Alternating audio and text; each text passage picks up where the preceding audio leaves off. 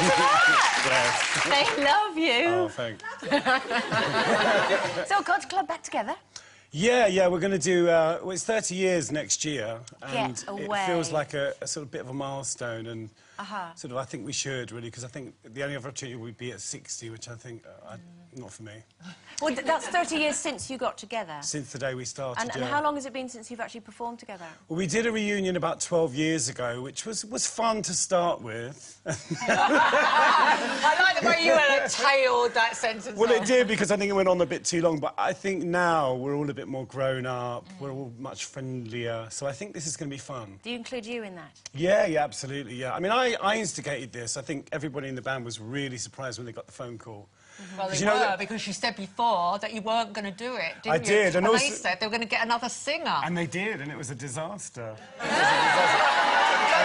have you had to make compromises in your head to work with these people, or is it, as you've got older, have you all changed and you can't? Because it's so hard to work with people. It is. I think with, you know, myself and John, you know, because obviously we were really close, and... Now I kind of just accept him as he is, and I think hopefully it works the other way as well. I think I just don't... I used to pick on him a lot. When we went on the last tour, it was always like niggling him the whole time. Yeah. So and now I don't. What you're trying to say is you're nice now, aren't you? Yeah, I am. And you know, I can actually... I do love John, you know what I mean? I'm not in love with him, but I love him. He's a friend, and I actually, you know, I think that's really... It is great to be able to say that. Because it's taken a long time. Do you like being nice, though? We were talking about that word nice being a bit bland. Well, I haven't always been nice. No, George! you came... I remember having a terrible row with you one night about 4 years ago, and you chased me in the ladies' lab somewhere, and you went... and then you wrote in your column, I thought, oh, George is having one of his turns. But you've changed again. Well, I think both you and I have a bit of a reputation. But I think, you know, a lot of that stuff is kind of what's going on inside of you, isn't it? Sure. And if you feel that way about yourself, then you kind of reflect it. Yeah. My policy generally is it's easier to be nice, because, like, if somebody comes up and meets you for the first time, if you're horrible, you know, you kind of spend the whole day wishing you hadn't been horrible. You think, oh, why did I do that? Why did I just... But how much is that, George, to do with turning your life round? You know, stopping doing drugs, stopping drinking, and everything about your life has changed, and you're just a completely different person. I am, yeah. You're just a joy to be with. Oh, I mean, so nice to you now. But you think, like, when you started again, that was it? It's a lot to do with it, you know, and... you know, I think when you're messed up, you know, you don't really have perspective. You know, you don't really feel that good about yourself, and you really end up spending a lot of time on your own. So you isolate, and you know, when you're clean, it's like you're out in the world again, and you know, everything's... The hat's brighter. You're right, because this time now is a good time for you to come back, isn't it? Because of flamboyantness, like the Gagas of this world. Absolutely, I'm her biggest fan. And then your style is back, isn't it? No, I just think, you know, obviously when I do the Culture Club thing, you know, I want it to be really spectacular. I think it's really the last sort of chance that we'll have to do something like that. And I want to kind of celebrate all those great things about Britain, you know, all the kind of youth culture movements, which we don't have now. We don't have those kind of movements like punk and glam rock, you know, it's all sort of... It doesn't exist anymore, so we're going to really celebrate that. You know, is that something that you're going to try and achieve on your own as well? Because obviously you've got your solo album out. Yeah, I think I'm building up slowly.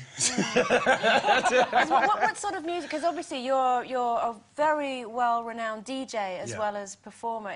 Does your album reflect that? What sort of music? Well, the new album, Ordinary Alien, is very dancey, but it's very laid back, so it's not like pounding, you know, it's quite chilled. So it's not like you're not going to give you a headache or anything. You know, Mums will like it. My mum likes it, apart from one track, which is a bit rude. but it is... proper dancey music. It's dancey, but kind of more like Ibiza chill out, sort of a bit laid back. No, it's not like banging nails into wood. Yeah, no, I know that. I've got a question here from Sue on Facebook. He says, like my good self, you'll be celebrating your 50th birthday this year. Yeah. Can't believe that. Isn't it weird the way people clap you when you get older? Well done. Do you have any plans? And if so, can you please invite Sue to your celebrations? Well, I'll certainly consider it. I want to have a party when I'm 50, but I want to try and have all the people I know there.